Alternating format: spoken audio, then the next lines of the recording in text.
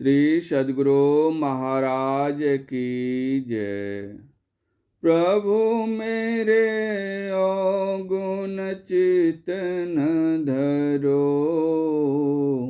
प्रभु मेरे अवगुण चित्त न धरो। समदर से प्रभु नाम तिहारो, अपने पन ही करो। एक लोहा पूजा में राखत, एक घर बधिक परो। यह दुविधा पारस नहीं जानत, कंचन करत करो। एक नदिया एक नार कहावत, मैलो नीर भरो।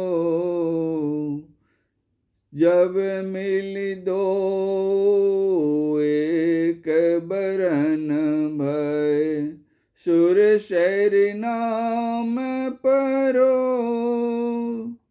एक जीव एक ब्रह्म कहावत, सूर श्याम झगरो।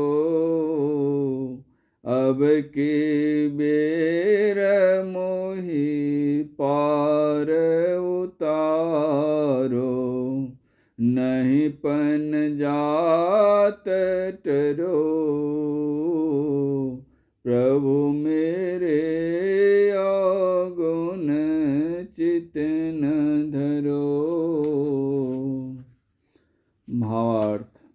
हे प्रभु, आप मेरे अवगुणों को चित्त में नहीं रखिए। आपका नाम समदर्शी है, अर्थात आप अच्छे और बुरे दोनों के प्रति समान भाव रखने वाले कहलाते हैं।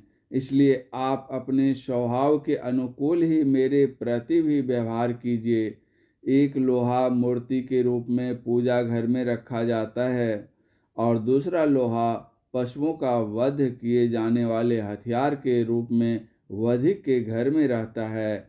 पवित्र और अपवित्र इन दोनों प्रकार के लोहों के प्रति पारस पत्थर कोई भेदभाव नहीं बरतता। दोनों को अपने संस्पर्श से वह सच्चा सोना ही बना देता है। एक नदी होती है जिसमें शुद्ध जल बहता रहता है, दूसरा नाला होता है जिसमें गंदा जल प्रवाहित होता रहता है। परंतु दोनों नदी और नाले का जल गंगा नदी में मिलकर उसी के जल का रूप ले लेता है, तब वह भी गंगा जल ही कहलाने लगता है। शरीर में स्थित परमात्मा का एक अंश जीव कहलाता है और प्रकृति मंडल में स्थित दूसरा अंश ब्रह्म कहलाता है। आवरण भेद से दोनों अंशों के नामों में अंतर है, परंतु आवरणों के मिट जाने पर जीव और ब्रह्म भी निर्मल निर्विकार परमात्मा ही कहलाने लगते हैं।